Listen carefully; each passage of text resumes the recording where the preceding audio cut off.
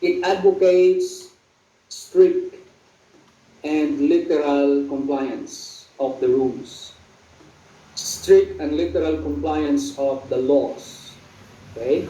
And it does not accept exceptions nor excuses. Whatever the reasons why you violated a particular standard, you are guilty as is, even if your exceptions or your excuses may be valid. Okay? So, exceptions or excuses, even if they are valid, if the action violated the rules, the standard under fundamentalism, then you are guilty of violating it. Okay? Take note, fundamentalism doesn't like compromise. Okay? It doesn't like compromise. Okay? It doesn't like flexibility. And sometimes this is the problem that we have in our society. There are people who are very fundamentalist. Okay?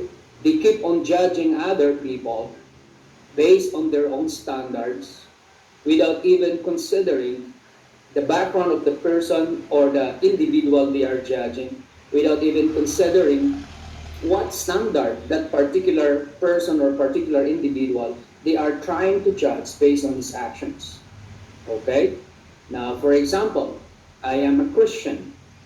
Then I will judge all individuals around me or all persons in my community based on my Christian principles. Okay? It doesn't matter if they are Islam, they are Buddhist, they are Hindu, or they are atheist. All of them, as far as I'm concerned, as far as my Christian principle, they are all sinners. They are all condemned. They are all uh, violators of the principles of Christianity. So that is fundamentalism. And this is our problem sometimes because that fundamentalist attitude or behavior of individuals makes them incapable of understanding others, makes them incapable of accepting, okay, the personality of other individuals, makes them indifferent to individuals who happens to have different beliefs or different religion from them. So that's the problem of fundamentalism. Okay? But in pluralism, what is the possible problem?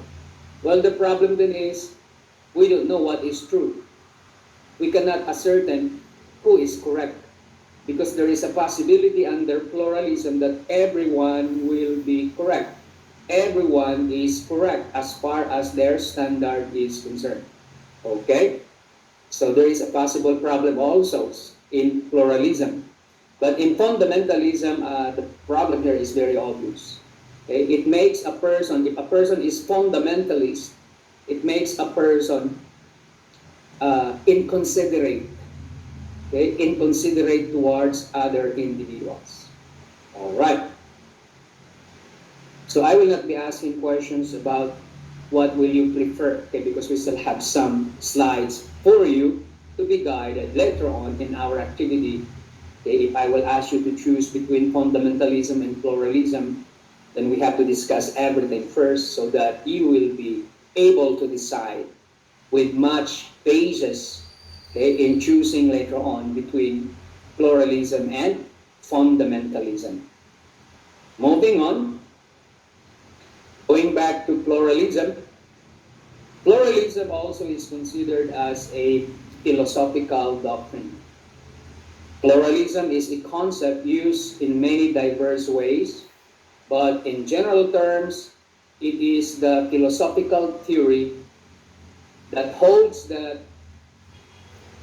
there are more than, it should be there are, not that there is, okay? There are more than one basic substance or principle, whether it be the constitution of the universe, the mind and body, the source of the truth, or the basis of morality. So there are more than one basic substance or principles of everything. Okay? So we don't know. As I've said, that's the problem of pluralism. We don't know what really is the ultimate truth. if everything will be respected, if everything will be accepted, okay, as the truth, as far as their origin, their standard is concerned. Everything may be correct as far as their standard is concerned. So we don't know what is the ultimate truth anymore in pluralism. But let's continue. In moral pluralism, it is also known as ethical pluralism and value pluralism. Moral pluralism is the idea that there can be conflicting moral views that are each worthy of respect, as mentioned a while ago. It thus implies that there are some values which may be equally correct and fundamental, and yet they are in conflict with each other. So this is the dilemma actually of moral pluralism, because it tends to consider everything to be equally correct and fundamental, despite of the fact that they are in conflict with each other. Okay? So for example, in Islam, it's okay to have 4 wives. Okay? And all the 4 wives are considered legal wives. Okay? Are you watching the teleserie right now in GMA, Legal Wives, played by Dennis Trillo, right? So that's Islam culture. Now for Islam, it's okay, it's right, it's morally correct. But if you will be consulting the Christian principle about marriage, then for Christians, it is a monogamous marriage, not a polygamous marriage. Okay, so one husband, one wife. Now if you happen to have several wives, then as far as the Christian principle, you will be judged as a polygamous. Okay, guilty of bigamy or polygamy. Okay, but for Islam, it's okay. So that's an example here. Okay, so what is the truth now in terms of marriage? What is the correct concept of marriage now? If Islam has a different perception of marriage and Christianity has a different perception of marriage. And you add more. We have a new group right now that promotes what? Same-sex marriages. Right? The LGBT group or the rainbow movement. Okay, the rainbow movement. So another concept of marriage, at least for Islam, it is between husband and wives. So opposite sex. For Christian, husband and wife, monogamous marriage. But what about the new standard being popularized by the LGBT group right now? They are promoting same-sex marriage.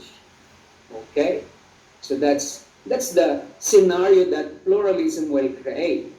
Because all of the 3 concepts of marriage will be considered correct in their own right.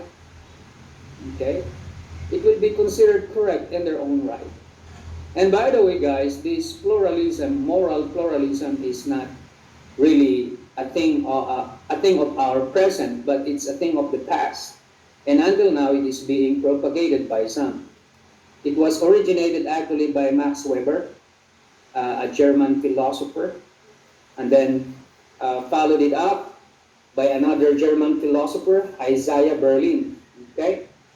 So, that's moral pluralism.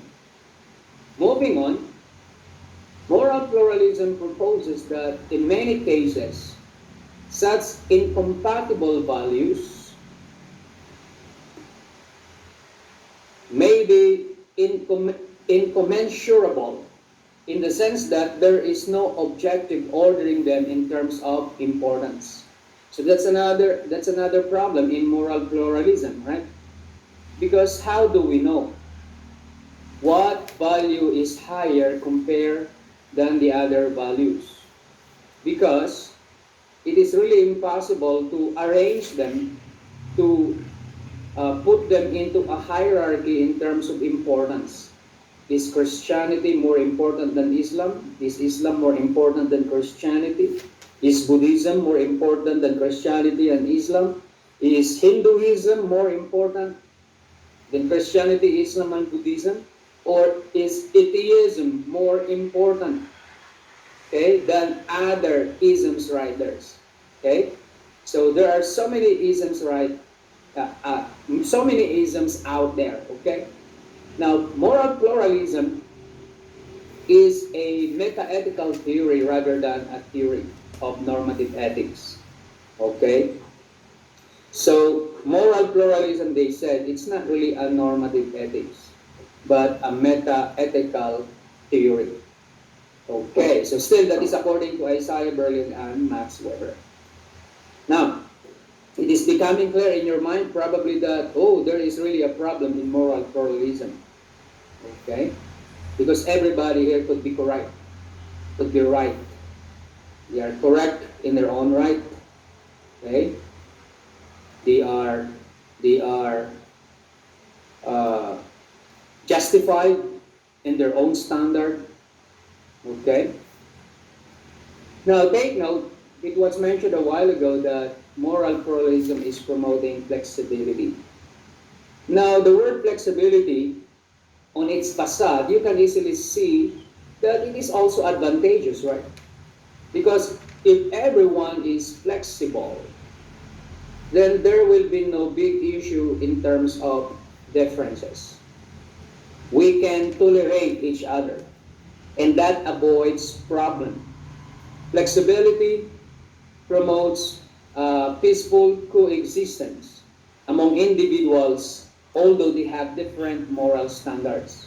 So that is why they are equating here moral pluralism is actually the same with flexibility or tolerance. As mentioned a while ago, that moral pluralism seems to advocate flexibility when faced with competing perspectives.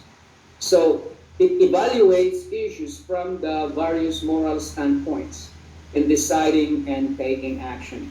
But another dilemma here is this.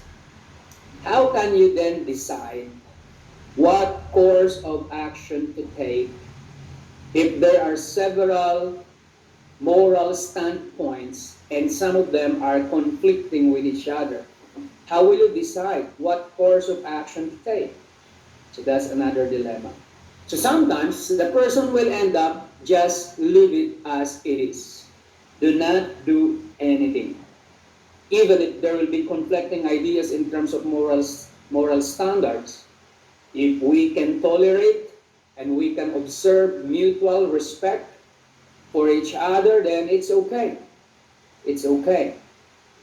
There will be no problem because we can tolerate and we respect each other's standard. Okay. But what if a person has a standard that tolerates killing or hurting other people with different standard? What if that is his standard? Then there is still a problem, right? How could there be peaceful coexistence if the morality of another person allows killing so long as it is in accordance with the standards that justifies killing? Like for example, I am an extremist or fundamentalist believer of, let's say, Judaism. And under Judaism, all non-believers deserves death. Okay, so I will kill all people who are not believers of Judaism. What is Judaism? It is the old religion of the Jewish people, okay, based on the Old Testament, wherein all violations are punishable by death. Okay, so what if that is my standard? Okay, will you still tolerate me if I will consider you as a person who deserves to die because you have a different beliefs or different religion than mine? Okay, so that's another dilemma, right, of moral pluralism. How can we promote flexibility, okay, flexibility in that situation or circumstance? Now, An example of value pluralism is the notion that moral life of a nun, meaning a woman who took the vow of chastity, is incompatible with the mother, the life of a mother, because they have a totally different lives. The mother, of course, is engaged in marriage, while the nun abstained from marriage. Yet there is no strict rational measure of which is preferable. So that's according to pluralism. What is more favorable for you as a woman? To be a nun or to be a mother someday? Now, it thus concludes that ethical decisions frequently necessitate radical preference. Okay? With no rational calculus to decide which alternative is to be chosen. Okay? So if we talk about radical preference, this is a one-sided consideration of the issue. Okay? Probably a woman will choose to be a nun simply because that's what she wants, disregarding other possibilities or other considerations. Probably a woman will choose to be a mother someday because that's what she wants, disregarding all other possibilities or other options. So that's the idea of radical preference with no rational calculus. Like for example, gusto kong maging criminologist. Bakit? Wala lang, gusto ko lang. Gusto ko lang. So no rational calculus or no valid reasons being offered. It is always personal preference. Okay? It's always personal preference, even if not backed up by valid reasons. Okay. Gusto kong maging forensic scientist. Gusto kong maging engineer. Bakit? Wala lang. Gusto ko lang. Okay. So that's the idea of radical preference. Okay. There's no rational calculus to decide which alternative is to be chosen. Now, sometimes they are using this one. They are making choices out of draw lots, di ba? Malala niyo yun? Did you watch the movie Armageddon? An old movie. Armageddon, played by Bruce Willis actually. Napanood niyo yun? It's a sci-fi movie. Armageddon. Hindi niyo napanood? No, sir. Okay, panoorin nyo para maintindihan nyo. Now, there is part of that movie na yung last part na.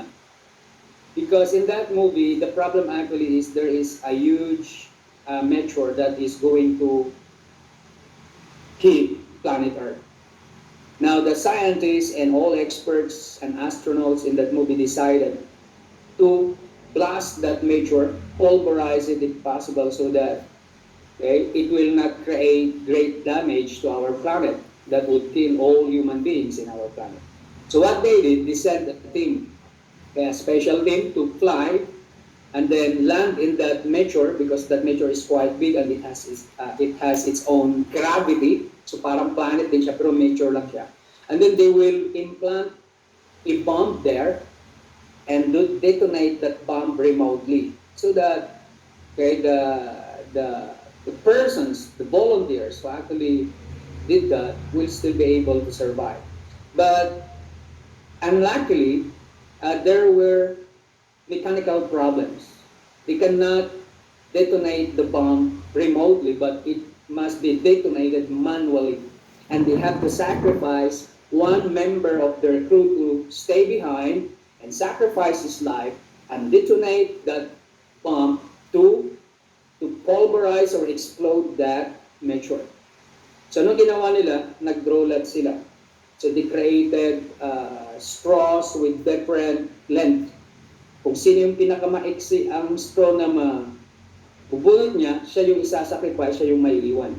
So, that is an example of radical preference. No rational calculus being used to decide which alternative is to be chosen. Okay? Kung minamalas ka, ikaw yung nakabunot ng pinakamaiksi na straw, then Wala nang rason na, wala nang reasons, wala nang justification. Ikaw na ang isa-sacrifice, okay? At ikaw ang magde-detonate sa bomb na yan to save the entire human race. So, that's an example of radical preference. Okay? Radical preference. Okay? Ikaw yung nabunod. Ikaw ang magsasacrifice. Okay, so ganun ang idea ng radical preference. Papanoorin niyo yun, Armageddon. Maganda siya. Maganda siya na movie. Old movie, so I think libre yan na mag-download. Okay. Now, moral pluralism holds that many moral issues are extremely complicated. Okay? Although it admits that moral issues are extremely complicated, it thus proposes that no single philosophical approach will always provide all the answers. So, another claim of moral pluralism to justify their idea, they really believe that no single philosophy, single theory, single standard, or single principle that can provide all the answers. So we really need to adapt or consider several standards for us to come up with the complete answers for whatever questions or dilemma we are facing in our society or in our community. So that's what they are holding. Okay? So aside from this one, although the term is not provided in this slide, moral pluralism is also promoting pragmatism. Now, what is pragmatism? If you are going to consider or consult the definition of the word pragmatism, guys, it means that you will be applying different principles, different standards in different scenarios. Okay? You cannot apply one principle, one standard throughout in different scenarios, because every scenario requires a different standard. So that is pragmatism. Okay? Pragmatic thinking. Like, yesterday, this strategy works, but today it will not work because we have a different situation. Okay? We have a different situation. Okay? Like for example, in the Philippines, I don't know if some of our policymakers are pragmatic in their thinking. O di ba, there is already a reliable information that throughout the world, only in the Philippines where face shield is required during this pandemic. Alam niyo ba yun? Pilipinas lang ang nagre-require ng face shield. Yes. Are you Yes, aware sir. of that? Yes, sir. Yes. Oh, Yes, sir. Yes, sir. Bansa, face mask Lagi lang. nakikita sa Facebook. Okay, face mask lang. Pero bakit sa Pilipinas, face shield rini-require natin? Because in other countries, it was discovered that the face shield actually cannot add protection. Okay? It cannot add significant protection. The face mask is already sufficient. Kaya yung iba daw, dublihin na lang yung face mask. Pero yung face shield, wala na, hindi kailangan. But still, di ba? It is required. In the Philippines, despite of that data na tayo lang pala ang nagre-require ng face shield, and then it turned out may mga personal interest na palang involved dyan. Bakit? Si Bongo pala, yung company niya, supplier ng face shield. Yun, economically motivated naman. Policies that we have here during this pandemic are not really always based on the protection of the people, but sometimes for profiteering, okay, of some persons with business interests. Ang bihira, no?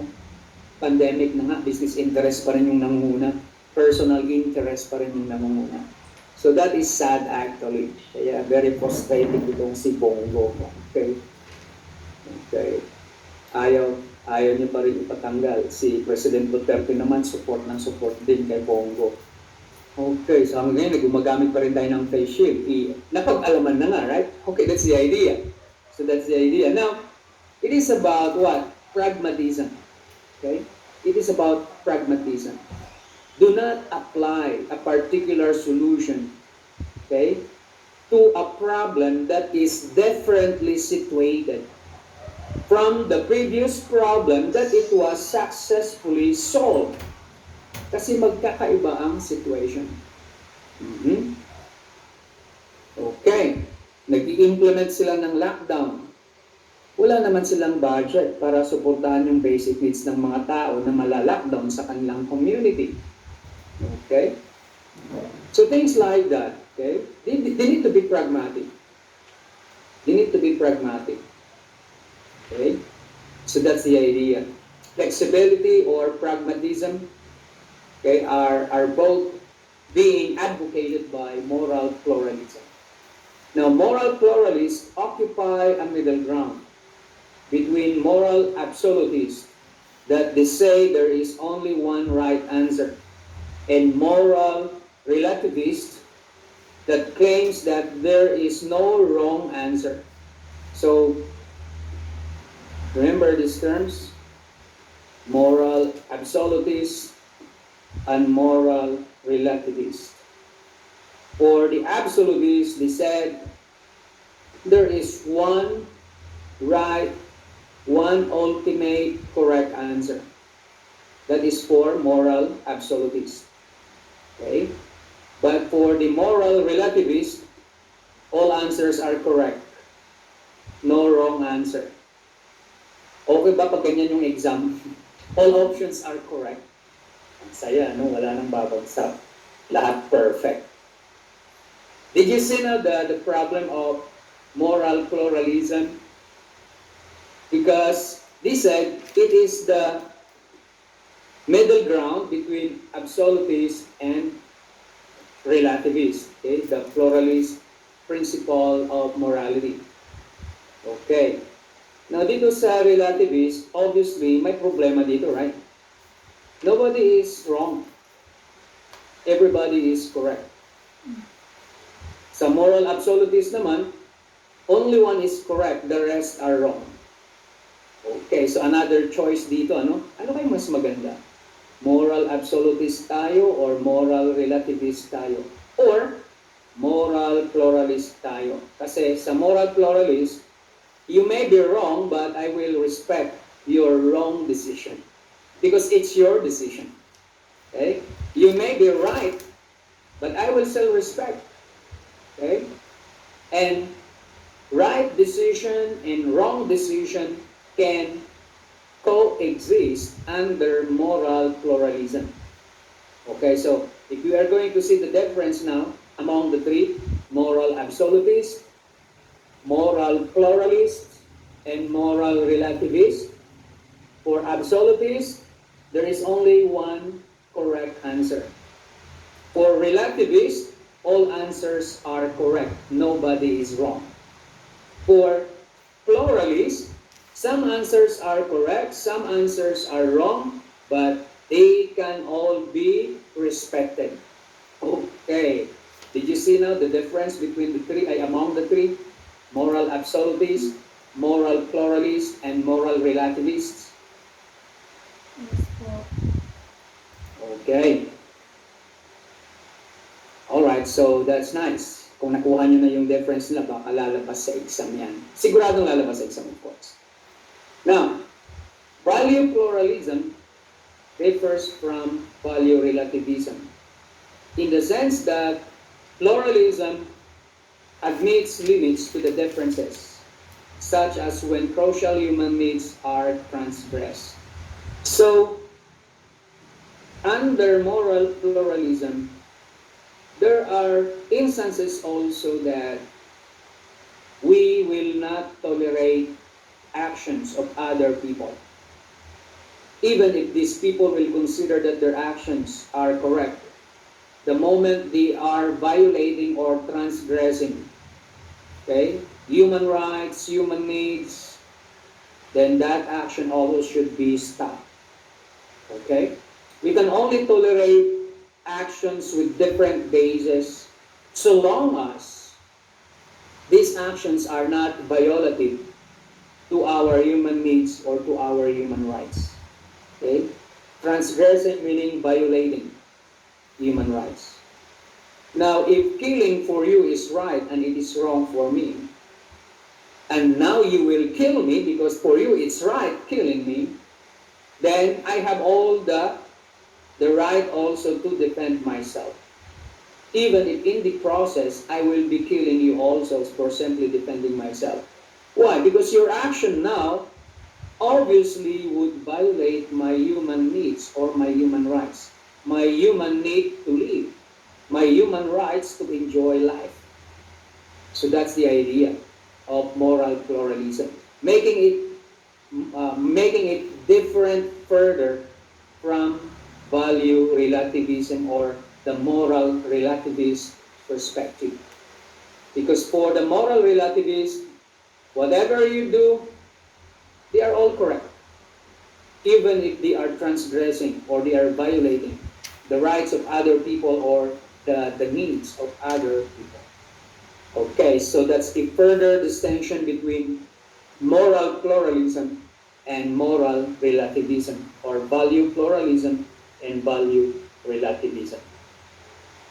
Okay. Now, some philosophers hold moral pluralism as defective. The way they perceive moral relativism. Pag sinabing defective, it's not a good standard. Okay? Take note, some philosophers, not all. Because for Berlin and Weber, moral pluralism, okay, is good. It is the best kind of moral standard or ethical standard. But there are some philosophers who boldly assert and attack pluralism as a defective theory or meta-ethical theory. Why? Although moral pluralism at first glance seems to be flawless and attractive, it is definitely not immune to valid criticisms. There are valid criticisms against moral pluralism. When philosophically analyzed, okay, for one thing, moral pluralism fails to stipulate what to do when two or more of its values or theories indicate inconsistent to practical imperatives. So really, as mentioned in advance a while ago, you will be clueless as to what to do when two or more of its values or theories indicate inconsistent to practical imperatives. Okay? Now, I think you are able to encounter the term hypothetical imperatives and theoretical imperatives.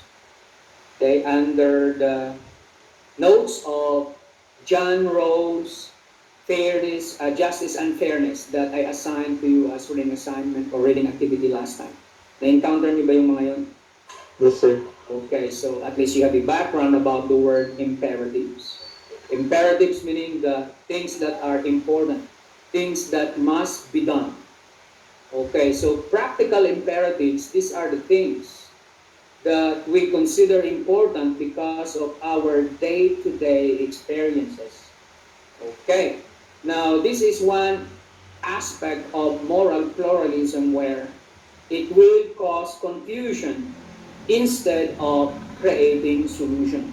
It would create more confusion instead of creating solution, especially when this instance will occur. When two or more of its values or theories indicate inconsistency. Inconsistency based on the practical imperatives. Based on the practical imperatives. Like for example, it is proven already that face shield will not do any good in protecting ourselves from coronavirus. But why they still continue requiring the wearing of it when in public places? O yun. Okay? Wala na ng silbi, pero bakit rini-require pa rin? Hmm? That's the idea. Is it consistent with practical imperatives? No, kasi nga, it is proven. Okay? Right now, isa na tayo sa mayroong pinakamataas na incidents or cases of coronavirus cases. Pero wala pa rin binago sa ating sistema. The same pa rin yung mga protocols. Okay? The same pa rin yung mga protocols. Siguro, di ba, may vaccine naman na. Halos na-vaccine na daw lahat. Okay. But we'll see. Kaya nga, nakakatakot eh. Kahit dito sa place namin, guys, yesterday lang, may namatay na naman. See what the government can do. I'm sure this problem will continue until next administration. Next year, magkakaroon tayo ng election, we'll be having new president, new leaders.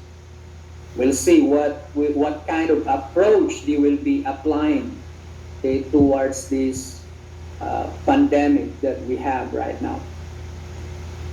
Okay, so basically, not only is moral pluralism ethically irresponsible, that is according for the critics, okay?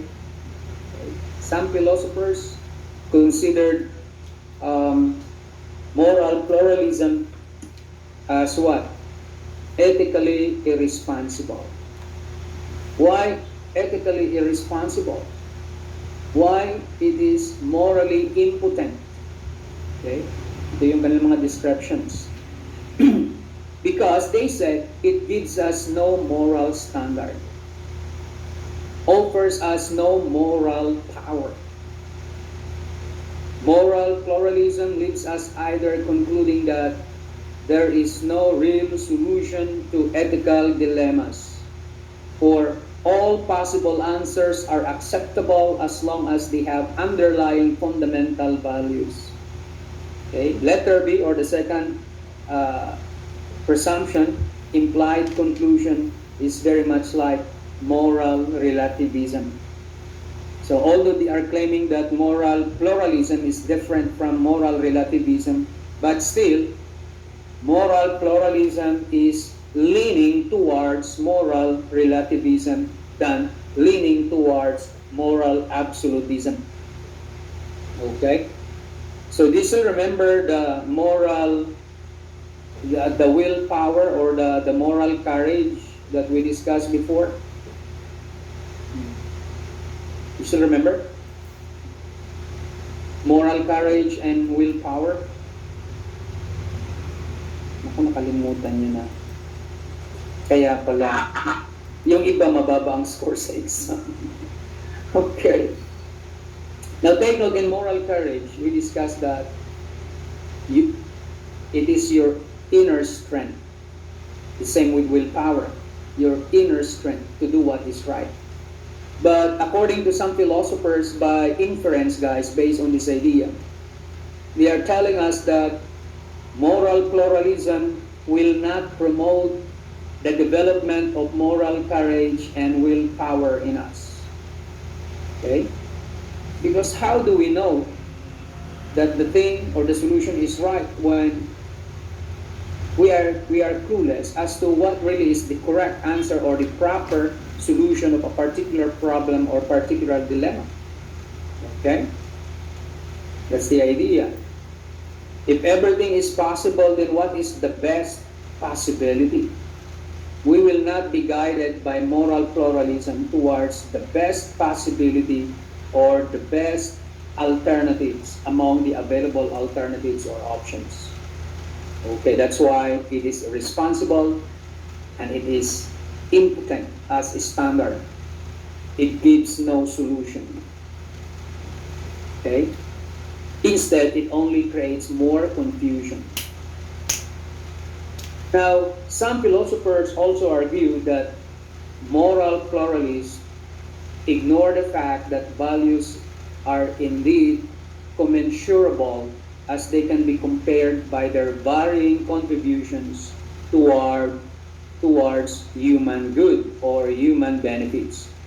So this is one thing that is not considered by Berlin and Weber when they are promoting moral pluralism. Okay?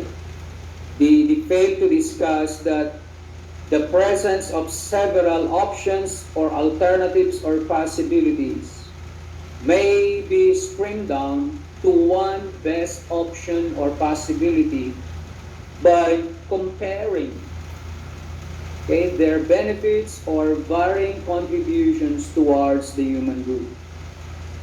Now, this one, they are actually, the critics of moral pluralism are actually pointing to consequentialist theory. Based on experience, we know what course of action will result to a solution. Okay? A solution that gives more benefits and very minimal disadvantages. You still remember our discussion on consequentialism under utilitarianism?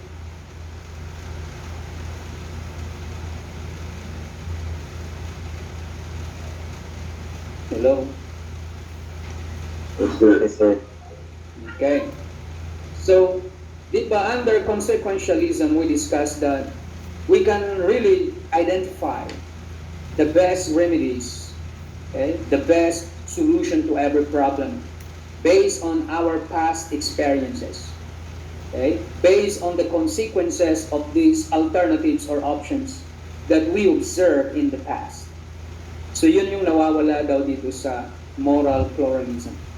Okay? They fail to discuss that options may be measured based on the past experiences that we have on their effects or consequences when they were applied towards a particular dilemma or particular problem.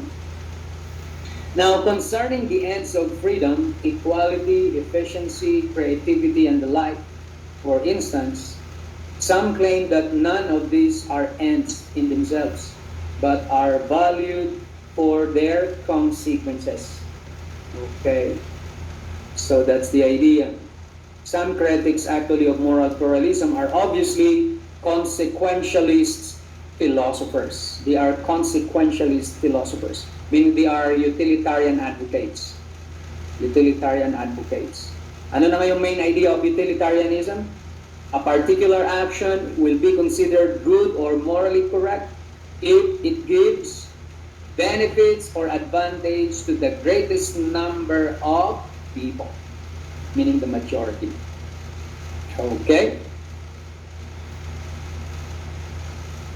Now, so technically, according to the critics, moral pluralists fail to prove that the problem of conflicting values is in principle, okay, the conflicting values is in principle insoluble or beyond solution. Okay? In other words, pluralism cannot really solve a particular problem. Pluralism, therefore, is untenable. Okay? We cannot use pluralism as the standard of our morality because it will only promote chaos rather than peaceful coexistence among individuals in our society. Now, to propose that it does not matter which value we adhere to is in effect to claim that it does not matter what behavior we adopt. So this is the danger that the critics of moral pluralists are trying to point out. If that is the case, that moral pluralism will allow the existence of conflicting moral standards, then that follows, just like in moral relativism, that follows that it's okay, to maintain a particular behavior that we want without considering the effect of that particular behavior towards other people or towards the community. Okay? So yan ang ibig sabihin nila dito. Okay? It does not matter what behavior we adopt. If you want to be a law-abiding citizen, go ahead. If you want to be a lawbreaker, a law violator, go ahead. You make no difference at all. You are both the same. Okay? You are both the same as far as moral pluralism is concerned. And that's why he considered it's defective. What's the point of making laws if that is the case? What's the point of creating rules or standards or guidelines if that is the case? That following the guidelines or ignoring the guidelines will not make a difference at all. Okay? Now, the two are intrinsically linked. Some thus explain that the popularity of pluralism and relativism in a globalized age is accompanied by substantial moral collapse of today. If we will adopt moral pluralism by insisting on our standard without consideration of the standard of other people, then it will result to a substantial moral collapse of our present time. Pluralism in belief and pluralism in morals, if they go together, the outcome is said to be disastrous. That's what the critics are telling us. Okay? So that's moral pluralism. Now, today, there are a lot of people, right, who are, I don't know, probably they are not aware that their standard is pluralism and relativism. But there are people who really refuse to be corrected, who really refuse to be reprimanded for what they are doing, because they really believe that what they are doing is okay because they find it enjoyable, even if it will be distracted towards other people. But for them, it is enjoyable, then they will keep on doing it.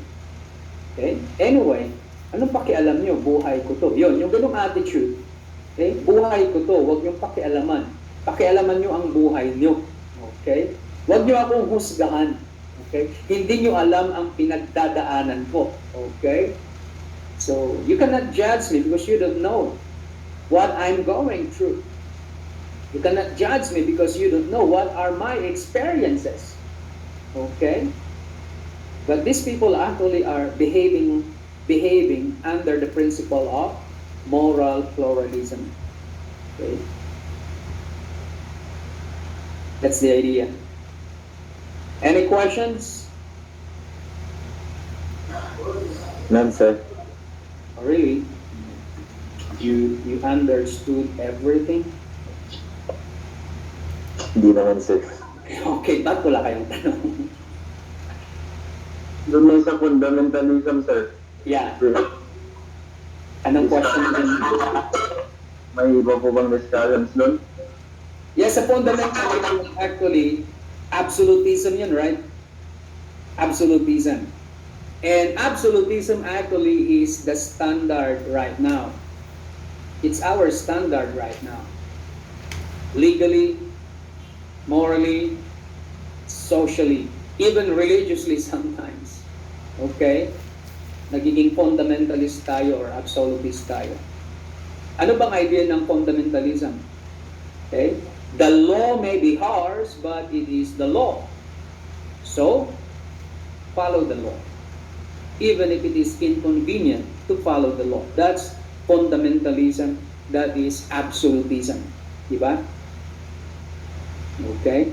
So, wala nang different facets or aspects yung fundamentalism kasi napaka-simple ng kanyang principle. Okay? We need to strictly follow the rules. Okay? No exceptions, no excuses. Although, in our country, our laws accept exceptions, di ba? May mga exceptions yung batas natin. So we are not purely fundamentalist or absolutist. Okay? Because our laws also accept exceptions.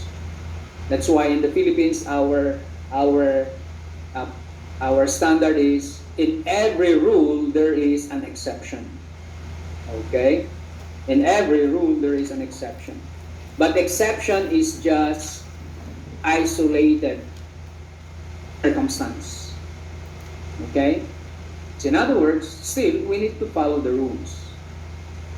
If that isolated situation is available to you to be exempt from the rule, then it's okay. Okay? You can avail the exception.